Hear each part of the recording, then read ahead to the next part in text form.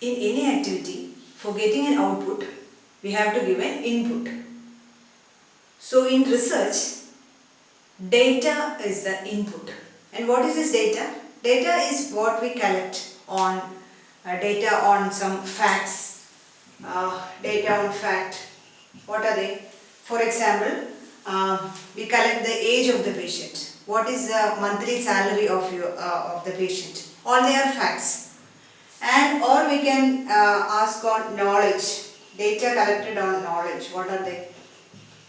Like some risk factors for some particular disease, or we can ask on diet judgments. What are they? Judgments, for example, it is the attitude or behavior of the patient on certain habits like wearing a helmet or washing hands before taking food. So all these are data, and in the next 15 to 20 minutes I will tell you about how to design data collection tool. Only by getting the tools, there are some particular tools to collect data. So designing the data collection tool is very important to get a very good data. If the input is specific and if the input is correct, you will get a correct output also. Okay, so designing of data collection tool. These are the commonly used tools to collect data. One is an abstraction form. What is that? Mainly in a case of retrospective hospital-based studies, we go for abstraction form, that is a review of records. Review of records. This can be a personal record, or it can be clinical records or surveillance record or any type of registers. That is it. Abstraction forms. Or we can use a structured observation guide. Mainly this is done if you want to collect data on some specific objectives in the form of text or chart. And there will be some checklist of items. And it is documented as a chart or text. Okay. And that is structured observation guide, and most commonly used one is questionnaires. Many of you or most of you will be familiar with the questionnaires to collect data. It can be either an interviewer based. The investigator is asking to the participant, can be either a face-to-face interview, or it can be telephonic interview, or it can be computer assisted also.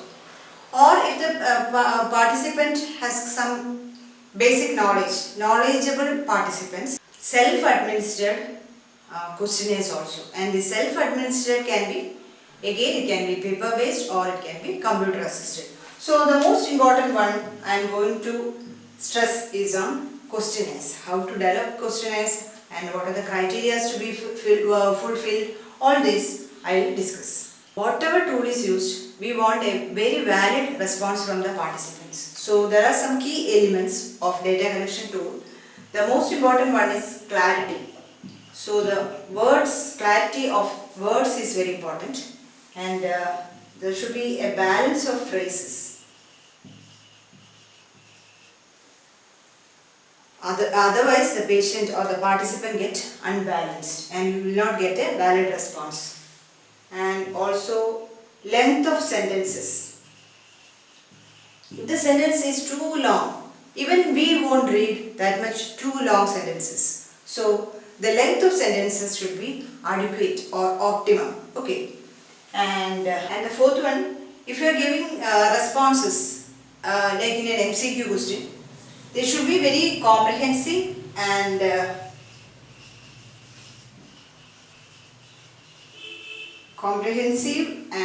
should not be any constraints in responses. Don't worry, I'll explain all with examples. And the utility of instructions are important. That means for any question you have to give instructions. Okay. Again, we will discuss one by one, and there should be an order in which the questions are filled. Okay, order, and also the context in which you frame the questions is also very important. So these are all the key elements of data collection tools. And for any data collection tool, there are mainly 4 components. So it starts with an introduction, and then there should be identifiers. After that, there should be a body of the instrument. Then there should be instruction for data collectors, and there should be a conclusion also. If it is a questionnaire, it should start with an introduction, ideally. Okay. And usually the introduction includes what is the purpose of this questionnaire, what are the objectives to be fulfilled, and also you should write the elements of informed consent. Okay. And after that it comes the identifiers. In these identifiers, either you can give an exact identifiers like age, name of the patient, age of the patient, the IP number, etc. So you can collect and keep them apart, and you can go back and review if whenever it is needed, or you can collect or give an ID number for each patient, so that it should be more composite and you can maintain the confidentiality. In both ways, whatever way you want, you can keep it. And then comes body of instrument.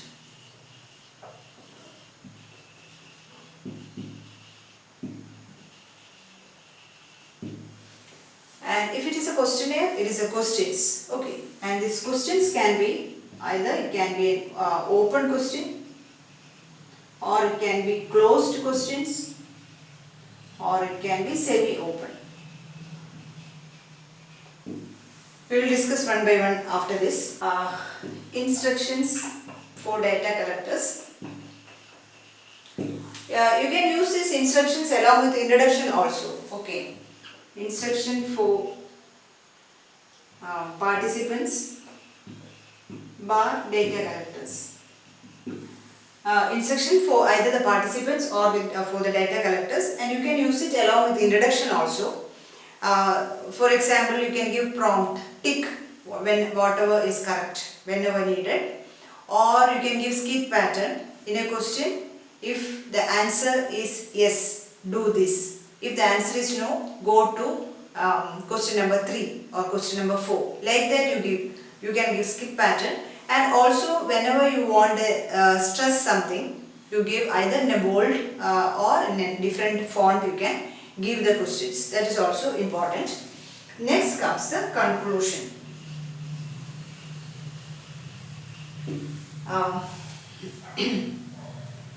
You can give a word of thanks to the participants, or you can give some future remarks also for the participants. So introduction and conclusion actually comes, we write it as single element, and identifiers, body of instrument, and instruction for participants or data collection. So actually there are 4 key elements for any data collection tool. Open question. As the word suggests, it's very open to the participant. Example, what are the places you visited before you get the diarrheal disease? Or you can ask, what are the, if in a tobacco survey, what are the diseases you expect after having tobacco smoking? Like that you can ask, so that the advantages are the respondent will give, sometimes give answers you are not expecting. So it is very useful in a case of an hypothesis rising or generating stage. And also you can use these responses later for making closed questions. Okay. And the disadvantage is that it's very difficult to analyze, and also sometimes the participant may not be so much focused, so you will not get a very valid response. So in order to tackle the difficulty in analysis of this open question, we can also give an open question with the closed end responses. Okay, open question with the closed end responses. What is it? For example, one question is what are the habits you think will increase the rate of heart attack? So it is asked as an open question, but you will give some responses. Like one, lack of exercise, yes or no. Patient can or the participant can pick the answer. Or having too much of salt, or irregular dietary habits. Like that, you can give choices as an answers. So the advantage is that this can be given as an open question, but the answers are analyzed as a closed end question. Okay, so that is a variant that so that we can tackle the difficulty to analyze or the patient going for an unfocused answer to an extent. So okay, so that is open question and also open question with the closed end answers. And in closed questions we have three types. One is with the dichotomous option. That is, there will be two options as answers, either yes or no. That is most commonly used one. Do you smoke cigarette? Answer will be yes or no. So the advantage is that it is very much focused, but the disadvantage is it will sometimes oversimplify a question. That is a disadvantage of that. But we get a very precise answer. And second type is multiple or several options, multiple option type. And in multiple options, for example, do you use helmet while going for a bike ride? Then the answers are given as always, never, sometimes. So patient can also choose multiple answers, okay, in some cases. And the advantage is that we can give a wide range of answers to that, and also coding will be easy for a multiple option type. And the third is with quantitative answers. This is the patient has to give a number as a continuous variable as an answer to this. For example, what is the GCS score of the patient at the time of admission?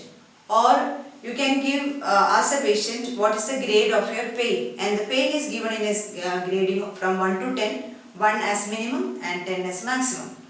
So the advantage is that we will get data as a continuous variable, and again sometimes it will be difficult for the patient to give as a quantified answer. Okay, so these are the three types of closed questions. In this, it is partly closed and partly open. You will get several responses, and one space is kept open for the participant to give additional responses. For example, what are the difficulties you had after having a sinusitis? So the answers given are no difficulty, or headache, or visual problems, or intracranial problems, and at the last you can also others specify. Okay, so 1, 2, 3, 4 you give the answers or your response, and one other and specify the others. That is an open. So there is an open element and also there is a closed element. So that is called semi-open question. The advantage is that the patient has been given the chance of getting all the responses, and the responses which are beyond the imagination or beyond the limit of the investigator's choice. And again there is a disadvantage that there can be too many responses and can also go as an unfocused answer. Okay, so these are the three types of questions which are given in a questionnaire. While formulating questions, stick on to these things. Formulating questions. Always write short and precise questions. Use complete sentence. Avoid ambiguities. For example, if you want to know the age of the patient, ask as what is your age? Okay. Then simple words of everyday language. Use that. Use simple words of everyday language, and remember you are talking to lay persons. Okay. And avoid negatives and double negatives. For example, if you are asking, do you always eat without washing your hands? If you ask that, there will be some complication, some confusion in the patient. So avoid such questions and ask, do you wash your hands before eating food? That will be more simple. Okay. And then one question at a time. For example, one question was, do you refused treatment because you feared side effects? Don't ask such multiple questions. Better question will be, why did you refuse your treatment?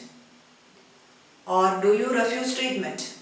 Yes or no answer can be given. And if the answer is yes, then you can ask as next question, was it because you feared the side effects? Like that, you can frame it in a simple questions. And you should be very specific also. The question should be specific to the answer and use negative tone to avoid influence. What is that? Some questions if you ask will have a negative connotations, like, have you been promiscuous in the last 6 months? Immediately the response having in the patient will be to say as no. And in order to avoid such negative connotations, you can ask as, how many partners do you have in the last 6 months? That will be, then the patient will tell the number. Okay, so frame questions like that. All these has to be remembered while framing questions. And usually you will have multiple questions. So sorting out of the question or numbering the questions are also important. And sort out the questions as if you are going in a conversation with the participant. Okay, so always go from general to specific. I'll write it down here. From simple to complicated. As I already told, as you go in a conversation with the patient, start from simple things to complicated questions. From general to specific, you can start with socio-demographic characters and then you can go to more specific questions. Then casual to intimate question, especially if you asked about the attitudes and behavior like drug abuse or tobacco smoking or alcoholism. In that, start with casual and then go to make a rapport with the participant and then go with the intimate questions. And the similar or same questions coming in the same topic should be grouped together. Okay, and identifiers that I already told, identified like the age, name, age, etc. of the patient, either at the beginning or at the end. But it is always better to start with the identifiers so that the respondent will have a confidence on answering the questions. Then also you follow chronological order, that is sequence of events should be given in the chronological order so that the patient can go through that easily. And triangulate, what is this? If one topic is very important, you can give multiple questions on the same topic. Okay, and along with this, you sort out the questions. I already told that grouping of similar topics, and that you can also give sections for the questions. General questions, specific questions, like that you can give sections, and always use font of which can the participant can easily read. Usually we use number 11 or number 12 font size. And always think of coding, general coding of the answers at the time of analysis. Usually we give 1 for yes and 0 for no answers. Also space out the questions and remember not to split the questions between pages. If you are giving question number 11, part of it in question page number 2 and part of question number 11 page number 3 is not good. Always avoid splitting of questions or breaking of questions into pages. Now you completed the formulation of a data collection tool by the criterias, by the questionnaire sections, everything you have made. Now you have to finalize the data collection tool. So for finalizing the data collection tool, you have to go through 3 points. Before finalizing, always think of the objectives or the analysis plan. The investigator is always a slave of objectives of the study. So Keep in mind the objectives and analysis plan and go through the questions once more. And if you find out any some questions are unnecessary, remove that. And if you want to add some questions or you found out any missing questions, add it. Okay. And after that, reviewing the questionnaire with your peer group or with your colleagues or with the statistician. Statistician is very important. Okay. Statistician. Reviewing your questionnaire with the statistician, discussing it, it will help you in analysis. Okay, so that should be done. And also think of the language of the questionnaire. Usually it is given in local language. For example, if the questionnaire, I have to administer questionnaire in Malayalam, my local language. So the first thing, I have to translate it. So translate a question. Already there is a valid questionnaire, pre-tested questionnaire in English. I can take that and I have to convert it to Malayalam. And after that, I have to give this to someone else and ask them to back translate into English. Okay. And this back translated version and the original version should be equal or it should be alike. Then only I can tell that my translation is correct. Okay. So translation into the local language and back translation into English and check it. Do that with someone else other than the investigator. Okay, so these are important before finalizing a questionnaire. The next phase is this questionnaire is going to the field. So before going to the field, do a pilot testing.